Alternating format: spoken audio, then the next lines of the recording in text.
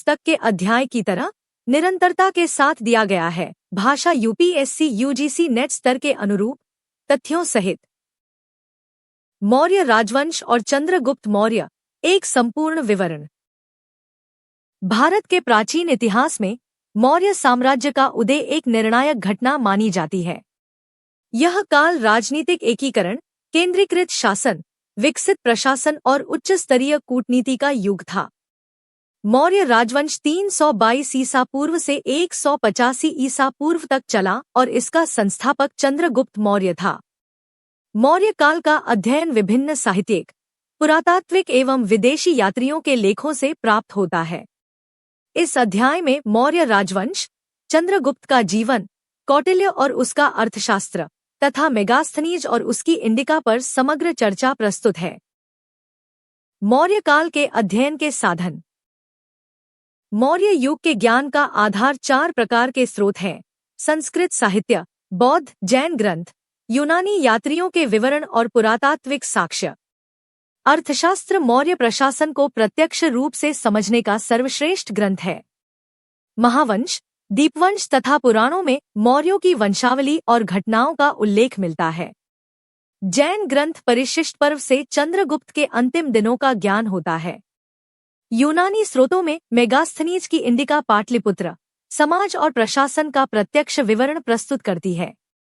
पुरातात्विक रूप से अशोक के शिलालेख, स्तंभ, मुद्राएं और पाटलिपुत्र के अवशेष मौर्यकाल का वास्तविक प्रमाण प्रदान करते हैं।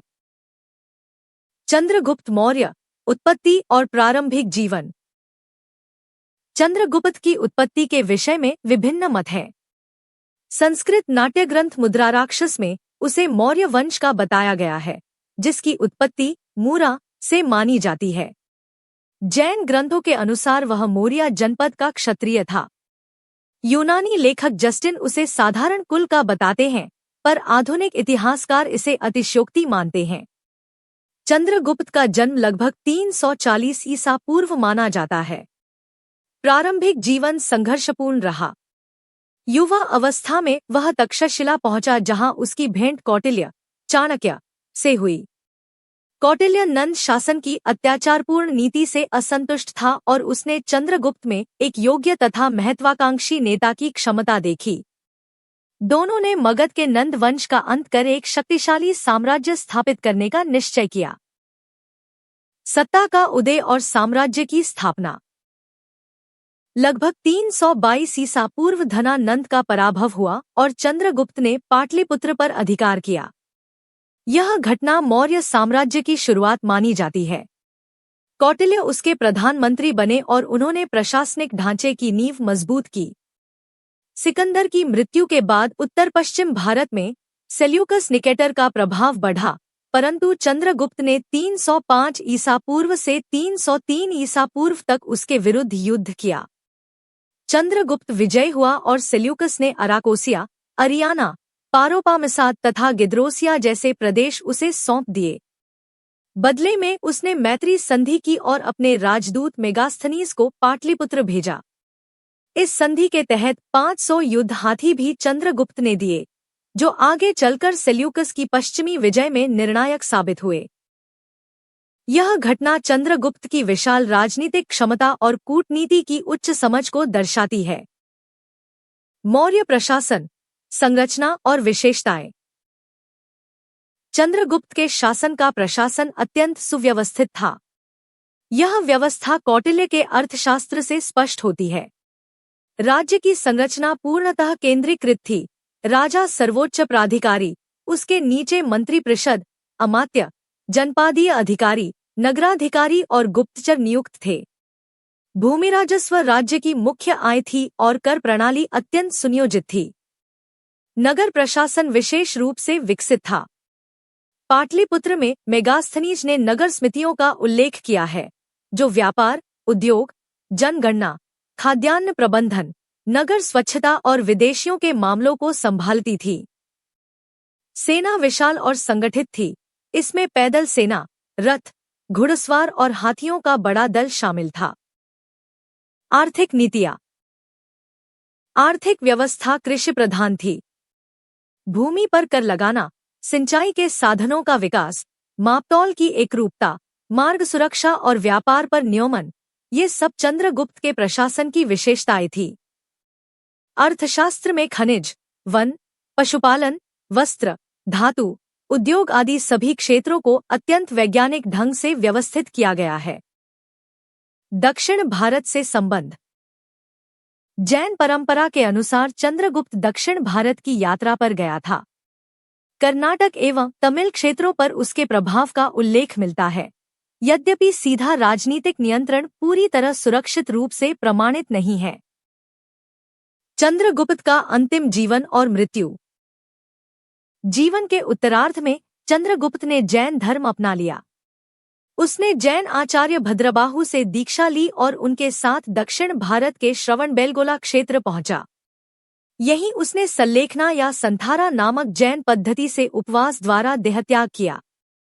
उसकी मृत्यु लगभग 298 ईसा पूर्व मानी जाती है।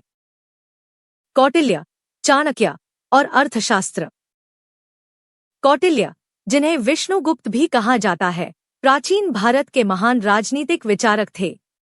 उनका ग्रंथ अर्थशास्त्र विश्व का एक अत्यंत उन्नत राजनीतिक आर्थिक दस्तावेज है। यह ग्रंथ राज्य संचालन, कर, राजस्व, कृषि, खनन, न्याय, दंड नीति, विदेश नीति, जासूसी, युद्ध और कूटनीति सभी क्षेत्रों में विस्तार से निर्देश देता है। अर्थशास्त्र में राज्य के 7 अंगों राजा, मंत्री, देश, दुर्ग, सेना, कोष और मित्र का उल्लेख है। मंडल सिद्धांत विदेशी नीति के संदर्भ में अत्यंत महत्वपूर्ण है। कौटिल्य का मानना था कि पड़ोसी शत्रु होता है और शत्रु का पड़ोसी मित्र। यह सिद्धांत भारतीय कूटनीति के आधारभूत विचारों में गिना जाता है। मेगास्थनीज और इंडिका। सेल्यूकस निकेटर ने मेगास्थनीज को चंद्रगुप्त के दरबार में दूत के रूप में भेजा। मेगास्थनीज कई वर्षों तक पाटलिपुत्र में रहा और भारतीय समाज, राजनीति और प्रशासन का अध्ययन किया। उसने अपनी टिप्पणियां इंडिका नामक पुस्तक में लिखीं। यह पुस्तक मूल रूप में अब उपलब्ध नहीं, किंतु स्ट्रैबो, एरियन जैसे लेखकों के उद्धरणों से इसका सार पुनर्निर्मित किया गया है। इंडिका में भारतीय समाज को 7 वर्गों में विभाजित दिखाया गया है, जो वास्तव में वर्ण व्यवस्था का सही प्रतिबिंब नहीं है। फिर भी उसके विवरण से चंद्रगुप्त काल के शासन, सेना, नगर योजना, आर्थिक गतिविधियों और शांति व्यवस्था की विस्तृत झलक मिलती है। पाटलिपुत्र के विशाल आकार, मजबूत किलेबंदी, लकड़ी के स्तंभों पर टिकी संरचना और सुव्यवस्थित राजकीय व्यवस्था का वर्णन इंडिका की सबसे महत्वपूर्ण विशेषताएं हैं। कुछ विवरण अतिशयोक्तिपूर्ण भी हैं, पर विदेशी दृष्टिकोण से यह भारत का सर्वप्रथम और विस्तृत वर्णन माना जाता है। नीचे पूरा विषय पुस्तक के अध्याय की तरह निरंतर गद्य शैली में यूपीएससी यूजीसी नेट स्तर के अनुसार प्रस्तुत है। यह अध्याय मौर्य राजवंश के मध्य व उत्तरार्ध का संपूर्ण विश्लेषण है। बिंदुसार, अशोक और मौर्य साम्राज्य, एक संपूर्ण ऐतिहासिक विवरण। चंद्रगुप्त मौर्य के पश्चात मौर्य साम्राज्य की बागडोर उसके पुत्र बिंदुसार ने संभाली। बिंदुसार को यूनानी लेखक एमिट्रास या अमित्राघात नाम से उल्लेखित करते हैं, जिसका अर्थ है शत्रुओं का विनाश करने वाला। यह नाम उसकी सैन्य शक्ति और दक्षिण भारत की विजयों की ओर संकेत करता है। कहा जाता है कि बिंदुसार ने दक्कन के अधिकांश क्षेत्रों को जीतकर मौर्य साम्राज्य को दक्षिण की दिशा में विस्तारित किया। तमिल क्षेत्रों पर उसकी सत्ता नहीं थी, परंतु चोल, पांड्य और चेर राजा उसके प्रति राजनयिक संबंध बनाए रखते थे। बिंदुसार का शासन शांतिपूर्ण था और उसने अपने पिता की प्रशासनिक संरचना को बनाए रखा। बिंदुसार के बाद अशोक ने सत्ता संभाली, जो मौर्य इतिहास का सर्वाधिक प्रसिद्ध और प्रभावशाली सम्राट माना जाता है। अशोक का एक नाम देवनामप्रिय तथा दूसरा प्रियदर्शी मिलता है। उसके अभिलेखों में देवनामप्रिय प्रियदर्शी राजा के रूप में उसका उल्लेख है, जो बाद में विद्वानों द्वारा अशोक के साथ प्रमाणित किया गया। अशोक का प्रारंभिक जीवन। अशोक चंद्रगुप्त का पौत्र और बिंदुसार का पुत्र था। उसके युवाकाल के बारे में प्रत्यक्ष प्रमाण कम हैं, पर बौद्ध ग्रंथों के अनुसार वह बचपन से ही तेजस्वी, साहसी और महत्वाकांक्षी था। उसे तक्षशिला और उज्जैन जैसे महत्वपूर्ण प्रांतों का प्रशासनिक दायित्व सौंपा गया था। उज्जैन में रहने के दौरान उसने विदिशा की कन्या देवी से विवाह किया और महेंद्र व संघमित्रा नामक संतानें जन्मी। अशोक को उत्तराधिकार संघर्ष से गुजरना पड़ा। बिंदुसार की मृत्यु के बाद कई भाइयों के बीच संघर्ष हुआ और अंततः अशोक विजयी होकर लगभग 273 ईसा पूर्व सिंहासन पर बैठा। अभिषेक की तिथि लगभग 269 ईसा पूर्व मानी जाती है। कलिंग का युद्ध और उसके परिणाम। अशोक के शासन के प्रारंभिक वर्षों में वह एक शक्तिशाली और कठोर शासक माना जाता था। उसकी सबसे महत्वपूर्ण सैन्य घटना कलिंग का युद्ध लगभग 261 ईसा पूर्व हुआ। कलिंग वर्तमान ओडिशा स्वाधीन और वीर जनपद था। युद्ध अत्यंत भीषण था। अशोक के शिलालेखों के अनुसार इस युद्ध में लगभग 1 लाख लोग मारे गए, 1,50,000 लोग बंदी बनाए गए और असंख्य लोग निर्वासित हुए। युद्ध की भीषणता ने अशोक के मन पर गहरा प्रभाव डाला और उसने जीवन में पहली बार अहिंसा और धर्म की ओर रुख किया। वह स्वयं स्वीकार करता है कि कलिंग विजय में प्रजा के दुख ने मुझे अत्यंत व्यथित किया। यही उसके धम्म नीति के उदय का आधार बना। कलिंग युद्ध के 3 मुख्य परिणाम हुए। 1. अशोक ने हिंसात्मक विस्तार नीति त्याग दी। 2. उसने बौद्ध धर्म को न केवल अपनाया बल्कि शासन का नैतिक आधार बना दिया। 3. राज्य संचालन में अहिंसा, सदाचार और नैतिक दायित्वों को महत्व दिया गया। अशोक और बौद्ध धर्म धार्मिक नीति। कलिंग युद्ध के बाद अशोक ने बौद्ध धर्म को अपनाया। हालांकि उसके अभिलेखों से स्पष्ट है कि वह बौद्ध धर्म का कट्टर प्रचारक नहीं था, बल्कि वह साम्राज्य की नैतिक संस्कृति को सुधारने हेतु एक सार्वभौमिक आचार संहिता स्थापित करना चाहता था। उसने बौद्ध संघ को संरक्षण दिया और तीसरी बौद्ध संगीति सम्मेलन का आयोजन करवाया, जिसकी अध्यक्षता मोग्गलपुत्त तिस्स ने की। इसी संगीति के बाद उसने बौद्ध धर्म के प्रचार हेतु अपने पुत्र महेंद्र और पुत्री संघमित्रा को श्रीलंका भेजा। धम्म। अशोक का धम्म बौद्ध धर्म की संकीर्ण व्याख्या नहीं था, बल्कि यह एक नैतिक सामाजिक आचार संहिता थी। इसमें करुणा, दया, सत्य, अहिंसा, माता पिता का सम्मान, बड़ों का आदर, प्रजा की सेवा, सभी संप्रदायों के प्रति सहनशीलता एवं नैतिक जीवन जैसी शिक्षाएं सम्मिलित थीं। धम्म का उद्देश्य जनसाधारण की नैतिक उन्नति, सामाजिक सद्भाव, धार्मिक सहिष्णुता, प्रशासनिक मानवीयता और राज्य की नैतिक शक्ति प्राप्ति था। अशोक ने यह स्पष्ट किया कि धम्म मोक्ष का मार्ग नहीं है, यह एक व्यवहारिक नीति है जो जीवन के सभी वर्गों को जोड़ती है। धम्म प्रचार के उपाय। अशोक ने धम्म के प्रचार के लिए कई नवीन उपाय अपनाए। उसने धम्ममहामात्र नामक अधिकारियों की नियुक्ति की, जो प्रजा के बीच नैतिक संदेश, सामाजिक सुधार और कल्याण योजनाओं का कार्य देखते थे। उसने अपनी शिक्षाओं को शिलालेखों, स्तंभों और चट्टानों पर खुदवाकर दूर दराज के क्षेत्रों में पहुंचाया। उसने यात्राएं कीं, प्रजा से प्रत्यक्ष संवाद किया, चिकित्सा केंद्र, वृक्षारोपण, पशु आश्रय और कुओं के निर्माण का आदेश दिया। उसने पड़ोसी राज्यों, यूनानी राजाओं को भी संदेश भेजे। उसके अभिलेखों में 5 यूनानी शासकों का उल्लेख मिलता है, जिनमें एंटियोकस और टॉलेमी महत्वपूर्ण हैं। अशोक का साम्राज्य विस्तार और परराष्ट्र नीति।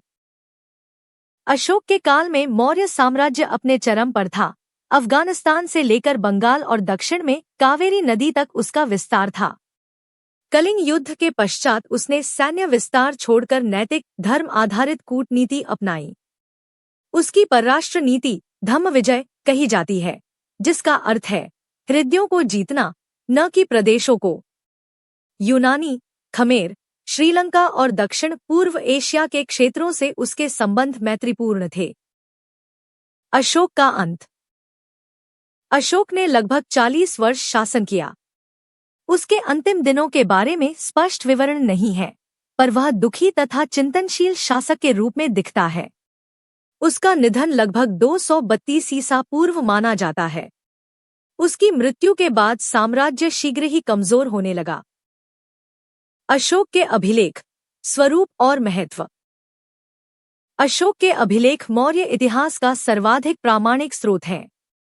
इनमें दो प्रकार की शिलालेख श्रृंखला प्रमुख है: चट्टान अभिलेख, मेजर माइनर रॉक एडिक्ट्स, और स्तंभ अभिलेख, पिलर एडिक्ट्स। प्रमुख अभिलेखों में कलिंग लेख, रुक्मिणीदेई लेख, प्रयाग स्तंभ लेख, सारनाथ, लौरियानंदनगढ़ और दिल्ली मेरठ के स्तंभ उल्लेखनीय हैं। इन अभिलेखों की भाषा प्राकृत है, ब्राह्मी लिपि, उत्तर भारत, खरोष्ठी लिपि, उत्तर पश्चिम, तथा कुछ में अरामाइक यूनानी मिश्रण मिलता है। इन अभिलेखों में अशोक ने धम्म, प्रशासन, नैतिक मूल्यों और प्रजा के कल्याण के कार्यक्रमों का विस्तृत वर्णन किया है। परवर्ती मौर्य सम्राट। अशोक के बाद मौर्य राजवंश तीव्र गति से कमजोर होते गया। उसके उत्तराधिकारी क्रमशः दशरथ, संप्रति, शलिशुक, देववर्मन, शातधनवन और अंत में बृहद्रथ थे। इनमें संप्रति बौद्ध धर्म का दृढ़ समर्थक था, पर यह काल राजनीतिक दृष्टि से तेजी से पतन का काल है। मौर्य साम्राज्य के पतन के कारण। मौर्यों के पतन के कारण कई कारकों से जुड़े हैं। पहला प्रमुख कारण था अत्यधिक विस्तृत साम्राज्य, जिसका प्रशासन कठिन होता गया। दूसरा कारण अशोक की अहिंसा नीति के कारण सेना का मनोबल और शक्ति कमजोर होना। तीसरा, उत्तराधिकार संकट और कमजोर शासकों की श्रृंखला। चौथा, आर्थिक बोझ, व्यापक कल्याणकारी उपायों से आयव्यय असंतुलित होना। पांचवा, प्रांतीय गवर्नरों की स्वायत्तता बढ़ना, जिससे केंद्र का नियंत्रण घट गया। अंततः उत्तर पश्चिम के आक्रमणों और मगध के शक्तिशाली सेनापति पुष्यमित्र शुंग द्वारा अंतिम मौर्य सम्राट बृहद्रथ की हत्या के साथ 185 ईसा पूर्व में मौर्य साम्राज्य का अंत हो गया। यदि चाहे तो मैं